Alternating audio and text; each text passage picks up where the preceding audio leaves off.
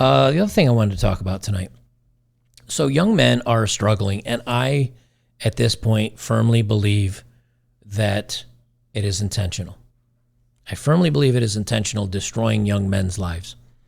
The reason why I say this is because there are still 3 to 4 times more scholarships for women than there are for men. However, women are graduating at a 60% rate of all college graduates are now women, where only 40% are men, which means women have kind of gone up 10% and men have gone down 10%. Thus, women statistically are up 20%. But yet there's still more scholarships for women, and we still hear that women are being held back and that women are struggling in college, and it's a patriarchal society, and men are struggling in college, and men are also giving up on the work world, and more men and young people, millennials in general, are living at home with their parents. I've got this from let's see who wrote this, Business Insider. Nearly half of young adults in the U.S. are living at home with their parents, and all that saved rent is fueling a luxury boom. Young people have said, you know what, I'm making X amount of dollars, but instead of growing up, instead of renting, instead of moving up and on with my life, I'm gonna live at home, but I'm gonna buy that awesome computer that I want, or, for women, I don't know what that is, depending on the woman, I guess, but whether it's clothing or luxury items, or going on that Instagram vacation to get all those photos. But the whole thing is that half of young adults in the U.S. are living at home with their parents, and the vast majority of them are men. A much larger segment are men. And the thing is, when you read these articles, they say, oh, this is concerning and this is worrying, but they're not doing anything to help men get back into college. They're not doing anything to help men kind of get kickstarted in life. Mostly what they're doing is they're blaming most of society's problems on men. Now, this isn't happening in the quote-unquote real world, but it's happening online. It's happening in the movies. It's happening, on TV shows where they're blaming men for everything. They say nearly half of young adults are living at home in the U.S., a historical high not seen since the Great Depression, per the U.S. Census Bureau. That is a long time to be breaking records for people living at home. They're helping fuel a luxury boom, Morgan Stanley analysts say. Living at home is freeing up their budget and leaving them with more disposable income for spending.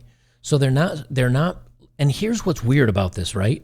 When I was a young guy, many, many centuries ago, when I was a young guy, I would eat mac and cheese. I would eat a peanut butter and jelly sandwich. I would drive a ratty old car.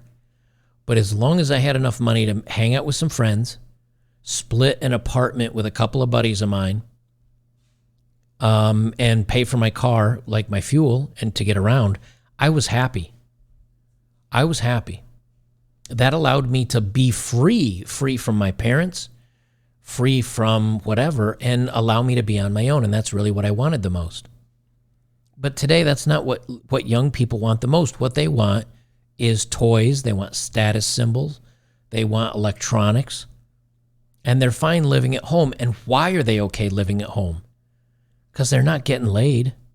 They're not dating. They're not getting any action. When I was a 16, 17, 18-year-old guy, I wanted to be out on the road in the car. Why did I want the car so bad? I could get out of the house. We didn't have the internet back. We didn't even have pagers or cell phones, of course, back then. I could get out of the house. I could go drink a couple of beers with my friends. I could go make out with my girlfriend in the back seat of the car, because that's all I did is make out. I never did anything more than that. I promise, Mom. Right? But when guys are not out there dating, when guys are not out there able to have sex, or a lot of guys aren't getting that opportunity, they're just saying, well, what's the point of moving out?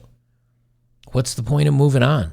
It's not like I have a girlfriend. I can sit at home on my computer and play Xbox or computer games with my friends online, or I can get on social media and share shit on TikTok or whatever. And that's what they're doing now. Because again, they're not dating. There's no reason to grow up. And that's why failure to launch is such a big thing right now. Because there's no reason to. I mean, guys that are my age, if I ask any of you, like I know Nomad, you're like around my age. Cobalt, I'm not sure of your age. And for some of you other guys, I mean, Hedgehog, it says 1965. So, you know, you're probably a little bit older than me if that's accurate. But the whole thing is when you guys were young, didn't you want to get the hell out of the house so you could maybe go hang out with a girlfriend or get laid or hang out with your friends? Like it was like to get the hell out of there, right? But now young guys at least, have no reason. They have no chance. And here's the interesting thing. Women don't have the same problems. Why? Because a 22-year-old girl, I say girl, a 22-year-old woman, young woman, she can go date a 35-year-old guy that has his own place and his own car, and she can go hang out with him. You know, she can go stay at his place for the weekend, so she doesn't need her own place. He'll buy the dinner, he'll buy the date, he'll pay for the date. She can go hang out at his place, and then she can come home with mom and dad for the week while she goes to college or whatever. Guys can't do that. Unless you're an exceptionally lucky, good-looking dude.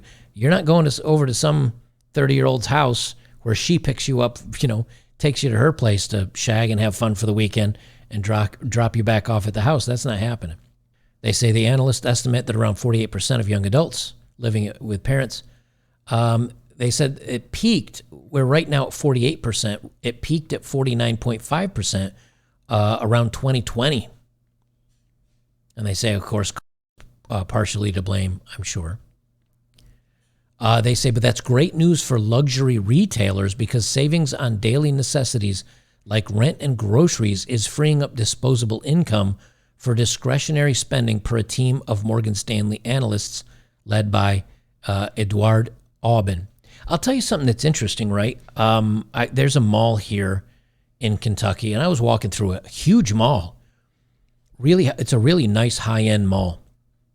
I was just walking through it, and I walked past the Apple store, and it is slam-packed with like 20-somethings. Some were buying, some were fiddling around, but I was like, how are you looking at a $1,000 phone right now? Like, employment's not great, prices of shit are sky high, and how is it, like, how many people really need a new phone every year or two or three? But to imagine people going out and spending $800 to $1,000, and these are young people that are living at home. They'd rather have the cool electronics and, I don't know, virtue signal to everybody how great they are while they're living at home. And that's why when you look at our inflation, it's gone crazy. They say factors like high rental costs, enrollment in higher education programs, and delayed marriage are also keeping young adults at home. When asked about the incentive to move in with parents, 51% of the young adults said that it was to save money. But they're not saving money. They're spending it on bullshit. And 39% of them said it was because they could not afford rent. According to a December 5th property management survey of about 1,200 U.S. participants. And they say similar themes are emerging among British youth. So it's happening all over the place. And here's the thing. They're saying that it's millennial men's failure to launch. Let me zoom this up a little bit for you. They say millennial men's failure to launch is a problem for us all. And this is from 2015, guys. They recognize this is a problem, that young men are not stepping up to the plate. Men are not going to the gym. Men are not becoming masculine. Men are not becoming strong. Men are not, and I mean both physically and emotionally strong. Men are not becoming kind of the pillars of society. They're just big babies. They're babies. And you know what's happening? Young women are dating men that are older now. Why? Because the young men are emotional, too emotional, and they're skitchy, and it freaks women out. Women do not like super emotional, whiny bitch men. And so the young guys are losing out on a lot of this dating opportunity, and they're just saying, why bother? Why bother? And then they're looking at the quality of women that are out there, and I think a lot more of them are saying, you know what? There's nothing out there that I think is really worth trying to date. because women today are so many of them are you guys look at the dating apps of the day that I talk about. The women are saying, oh, they're bisexual, they're polyamorous, they're married, but they're just looking for a hookup or a bull or some other bull. And guys see that and they're like, nope, not interested. Or they don't have the looks where they're successful on a dating app, and they don't have the opportunity to talk to a woman in the real world because they're not even given a shot, because these women are swiping on guys that look like, Henry Cavill on the dating apps, and some of them are getting dates with these guys, failing to realize that these guys are also dating like 7 other women at the same time. So they say in the game of life, the popular, not so subtly normative mid-20th century board game, players quickly proceeded to college or on vocational track, and soon after got jobs, got married, bought a house, and added the little pink or blue stick figures that represented babies. Okay, let me pause you right there. Number one, it's tough to get a job. There's a lot of people with degrees that are baristas right now serving coffee because they're overeducated and underemployed. Is that the fault of the student? No. Now, maybe it's the fault of the student that chose a bad vocation to go to college for and take out $200,000 worth of loans. Maybe that's bad. They're not getting married because trust in marriage is at an all-time low, of course. Buying a house just in the last... So, guys, when I left North Carolina, I sold my house. I bought it for $145,000. I lived in it for, I think, 4 or 5 years. I sold it for $175,000. It was a huge real estate boom, I thought. That same house today that I just sold, 6 years ago? 3, 4, 5, 6, maybe 6 or 7 years ago. That same house that I sold for $175,000 is now back on the market for $230,000 just in 5 years. Do you think millennials feel they have a chance to buy a house? Or do you think they're like, no, it's not going to happen for me. It's not going to happen for me, so I'm out. So when people are underemployed, they don't believe in marriage anymore. They know they can't afford a house. They can't even get the 20% to put down on a house. And they certainly don't want kids because, if everything else is up in the air about your life, you're certainly not going to want to decide to put a kid into that mix. They say with graduation day upon us, 1.8 million bachelor's degrees will be awarded this year, and many of these young adults will embark successfully on life's journey. However, for many newly minted college grads and many more non-graduates, especially men, this glide path to adulthood has become the exception to the rule. And again, they say right there, especially men, they're struggling.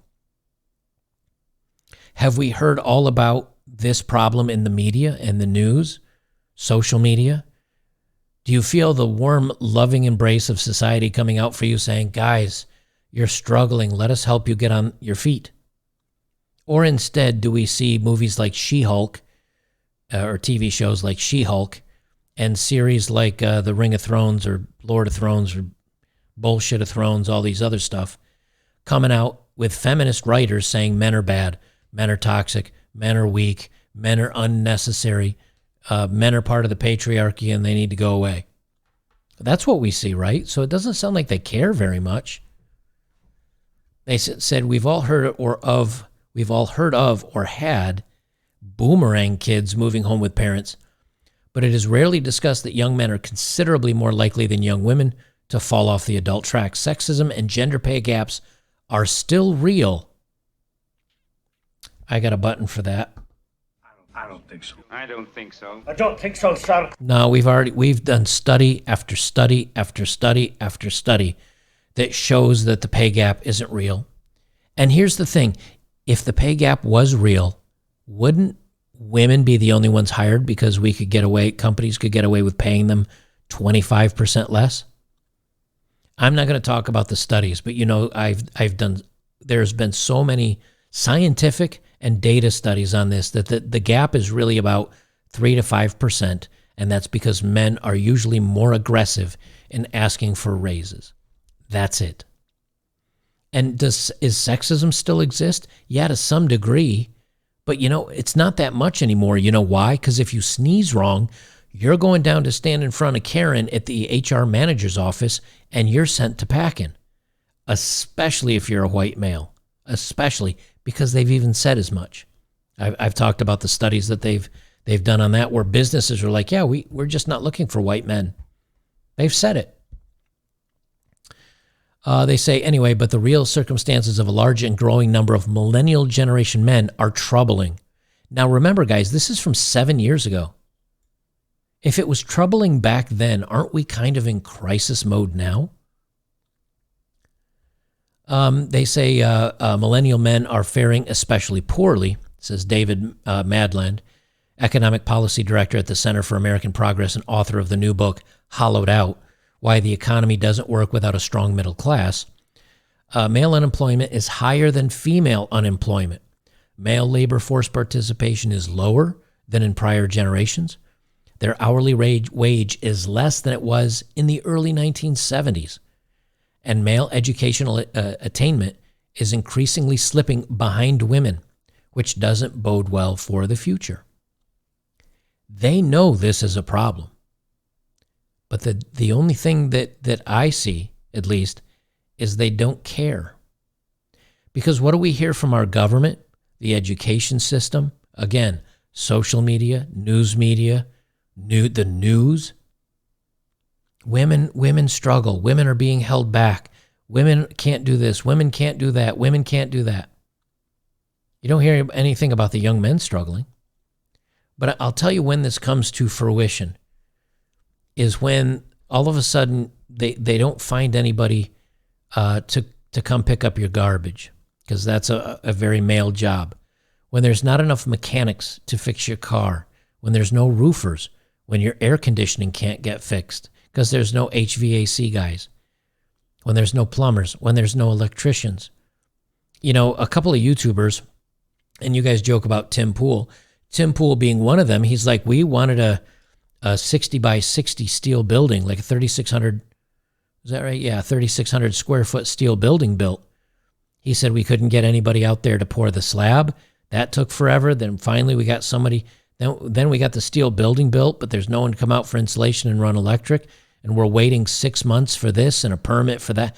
You can't get anything done without men. Really, the menial stuff, the laborious stuff, that's not going to get done. Now do you understand why they're opening up the borders and letting in a lot of migrants, low education, manual labor migrants across the border? 11 million of them undocumented. It's because they're going to replace your ass. And then are you going to be a ward of the state? Are you going to be homeless? They don't give a shit. They don't care. As long as those in the ivory tower can still get their whims met, they don't care about anybody else. Why do you think during the COVID lockdowns, you could still walk into a Walmart and go grocery shopping or Target, but the mom and pop shops and the restaurants and all the small businesses were closed? It's because they don't care about the middle class. They want to hollow it out. They want the well-to-dos and the poor. I do say that they actively hate men. Whether it's a real hate or that's just a virtue signaling, oh, look at us, I'm also a uber feminist. Who knows? But you're going to find out when guys stop showing up to get things done. And I've seen this in very small amounts. Like when I was in Bozeman, Montana, I needed an oil change. And only reason I didn't change the oil myself is I was renting. And there wasn't a place where I could crawl underneath, get underneath my truck, because you have to, on the way they did it on the Ford Ranger at the time, you have to put it up on a jack and kind of take the front left driver's side wheel off, and then you have to take the wheel well out to get to the fucking oil, the oil filter. Dumbest shit I've ever seen. I swear, when these engineers make these cars, they don't think about maintenance at all on them. I couldn't change my oil in a parking lot. I didn't have the jack. It's an apartment complex. It's 20 degrees below zero in Bozeman. I had to go to a garage. I went to a Ford garage and two others. Do you know how long it was going to take them to get me in to get an oil change? 30 days, a month. And after I dropped it off, they had it for 5 days because something happened and one of their guys quit and another lift went down and they only had... That's what happens when guys don't show up. You're not going to see any strong, empowered women fighting to be able to have a job where they can change oil or crawl up on a roof in the middle of the summer. Women want to fight tooth and nail for equality when it comes to working in a cushy, air-conditioned office, and I don't blame them. But you don't see them out there fighting tooth and nail, calling for equality when it comes to collecting garbage or working on a roof or fixing air conditioning. So of course you're not going to hear about these men suffering and falling behind until it's too late. Until it's too late. And then all of a sudden your garbage isn't getting picked up and you can't find somebody to fix your electrical issue in your house. The fire department takes 25 minutes to get to a fire that's 3 blocks away from the fire station because they just don't have anybody available.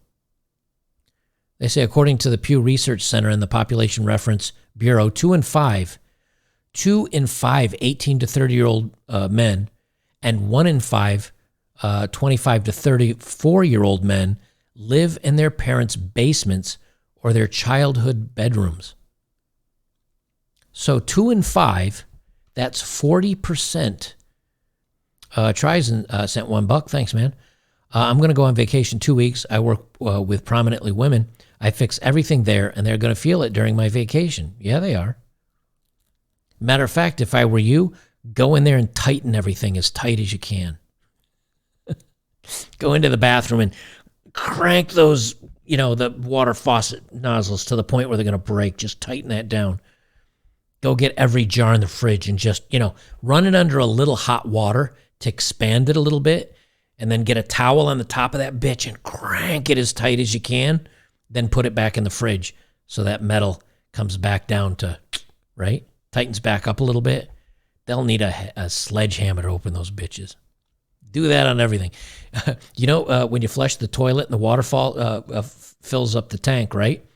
Just go in and, that little oval knob that's up against the wall that controls the water that goes into the tank? Just go in there and turn that off. Go in and take the chain off of the float. So when you flush the toilet, the chain lifts up the plug. Just take the chain off. Drop it into the tank. They'll pull in that handle and it'll flap, but it won't flush. All their pee and poop for everybody to see. That'll be embarrassing for them. Let me tell you something right now. If women really want to with us guys, we can do a million things they would never even imagine that we do. And they'd be missing us men real quick, even if we did sabotage it.